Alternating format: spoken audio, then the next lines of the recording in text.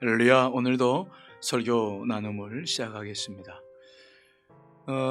믿음의 훈련 가운데서 중요한 훈련이 바로 감사의 훈련이 아닌가 생각이 듭니다.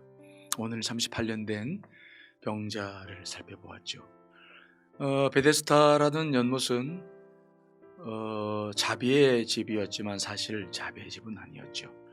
왜냐하면 누군가 제일 1등으로 들어가야만 병이 고침받았기 때문이죠.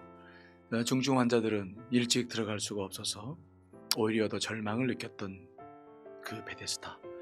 그때 주님께서 그곳에 찾아가셨고 거기서 38년 된 병자의 병을 고쳐주심으로 이제 그 사람에게 새로운 삶의 문이 열렸다. 주님께서 그때 하신 일이 무엇이었을까요? 주님은 먼저 그 38년 된 환자에게 내가 낫기를 원하느냐 물어봅니다. 결단을 물어보죠. 우리가 주님과의 관계에 있어서 중요한 것은 우리의 의지예요. 늘 강하게 아멘 대답했을 때 주님께서 그때 역사하십니다. 그런데 이 38년 된 환자는 내가 낫고자 하느냐라고 질문을 받았을 때 예, 아니요 라고 대답하면 되는데 그리 대답하지 못하고 자기가 연못에 들어가고 싶었는데 자기를 누군가 도와주는 사람이 없어서 자기가 들어가기 전에 다른 사람이 들어가서 자기가 늘 병을 고치지 못했다 자기 변명을 하죠. 베데스다의 현실에 대해서 주님께 이제 고발하는 것 같은 느낌이 들어요. 우리도 인생을 살아가는 데 있어서 모순된 세상에 살다 보니까 정말 부정적인 말을 할 때가 많고 그럴 수밖에 없을 때도 많이 있죠. 그런데 그때 주님께서 그 38년 된 병자와 다른 대화하지 않으세요. 그리고 곧바로 명령하시죠. 일어나 그 자리를 들고 걸어가라. 일어나라. 아주 강력하게 말씀을 하십니다. 충격을 주시는 것이죠. 주님께서 이렇게 말씀하시는 이유가 뭘까요? 이 38년 된 환자는 몸만 망가진 게 아닙니다. 38년 동안 누워서 무슨 생각을 했을까요? 그가 하는 일은 그저 그냥 생각을 하는 것인데 이런저런 생각 속에서 원망과 부정적인 생각을 많이 했겠죠. 왜냐하면 자신만 누워있기 때문이죠. 그래서 자기를 낳아주신 부모님들도 원망스럽고 형제들도 원망스럽고 하나님마저도 원망스러웠을 거예요. 그래서 그는 입만 열면 그냥 부정적인 이야기들을 늘어놓았던 사람이었어요. 그때 주님께서 그와 대화하지 않으시죠? 뭐라고 말씀하십니까? 일어서서 네 자리를 들고 걸어가라. 이제 그만 그 입을 좀 닫으라는 거죠. 우리가 부정적인 말들을 할 수밖에 없는데 그런데 부정적인 말을 한다고 달라지는 게 있나요? 오히려 내 마음과 영혼이 어려워져 가는 것을 우리는 봐야 됩니다. 그래서 주님께서 아주 강력하게 말씀하십니다. 입 닫고 이제 그만 얘기하고 일어서라. 네 자리를 들고 일어서라. 네 자리라는 것은 38년 동안 이 환자가 드러누웠던 삶의 흔적이죠. 부정적이고 말을 입을 열 때마다 어려웠던 그 사람의 현실을 말씀하는 것인데 그걸 들고 일어서라. 만일 이 38년 환자가 그때도 변명을 했다면 그에게 희망이 없었을 거예요. 그런데 그는 주님 앞에서 정말 순종합니다. 일어서죠. 여기에 놀라운 역사가 일어났던 것이거든요.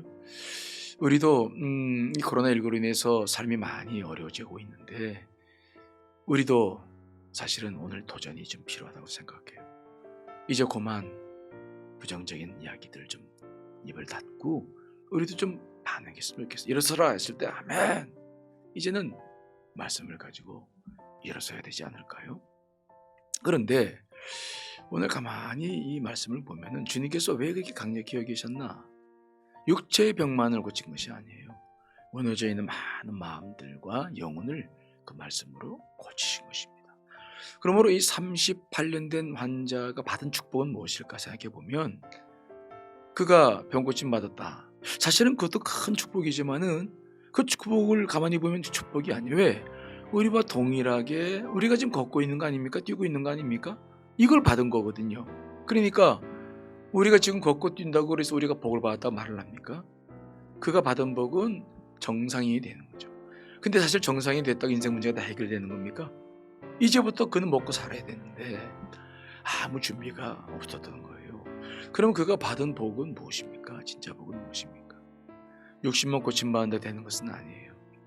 그때 하나님께서, 예수님께서 하신 일이 뭐냐? 그의 마음 안에 감사의 씨앗을 심어주신 줄 믿습니다. 그가 정말 누워있다가 38년 누워있다가 걷게 되었을 때 그는 정말 감사했을 거예요. 아마 그는 처음으로 살아있다는 것이 무엇인지 그 신비에 놀라고 감사했을 거예요. 그때 그의 심령이 감사의 문이 열렸고, 감사의 문이 열리면 보는 시각이 달라지거든요. 인생을 다르게 보죠. 그래서 그는 이제 그때부터 하나님께 주신, 예수님께 주신 감사의 마음을 품고 새로운 인생을 살았으리라 생각을 해요. 여러분, 오늘 우리가 해야 할 일 가운데 중요한 것은 무엇입니까? 우리 안에도 오늘 말씀 따라 감사의 씨앗이 떨어지길 간절히 축원합니다. 그리고 그것을 가지고 꽃을 피우며 열매 맺을 때 우리의 삶에 놀라운 역사가 일어나겠죠. 그래서 하나님께서는 우리들에게 감사의 절기를 꼭 지켜라, 3번의 절기를 말씀하시잖아요. 유월절과 맥주절과 수장절, 추수감사절.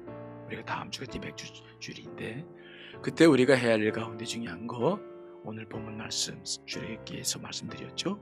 그런데 빈손으로 나오지 말아라. 감사한 마음 없이 나오지 말아라.